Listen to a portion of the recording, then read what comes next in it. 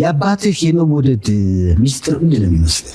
አዎ እንግዲህ ያው የዘራውን ነው የምታጭደው ያለው ነገር ፍቅር የሰጡት ፍቅር መለሰ ሰው ያው ነጥሮ ነው የሚመለሰው። ስለዚህ እንደዛ ነው የሆነው ነገር። ትልቁ ፖይንት ብዙዎቻችን የምንናገረው ነገር ላንተገበረው እንችላለን። ሙፍቲ በነገራችን ላይ አሁን ስለ አባቴ ስናገር ፐርሰናሊ የኔ አባት አድርጌ ማጠሩ ትንሽ ሰልፊሽነትም ይመስለኛል። ራስ ወዳድ ነው መሆኑና ከዛ አንግል ይታይልኝ።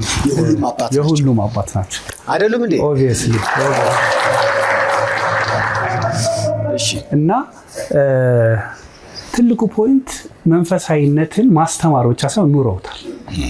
አለባበሳቸው መንፈሳዊ ነው፣ አናኗራቸው መንፈሳዊ ነው፣ አካሄዳቸው መንፈሳዊ ነው፣ አነጋገራቸው መንፈሳዊ ነው፣ አዳራቸው ሙሏቸው ያለምንም ማጋነን ነው ማለት። ስለዚህ ስትኖረው ነው ሰዎችን ታች ልታረግ የምትችለው ስትናገረው አይደለም። እና ይኖሩት ነበር። እውነት ነው ምን ይኖሩታል።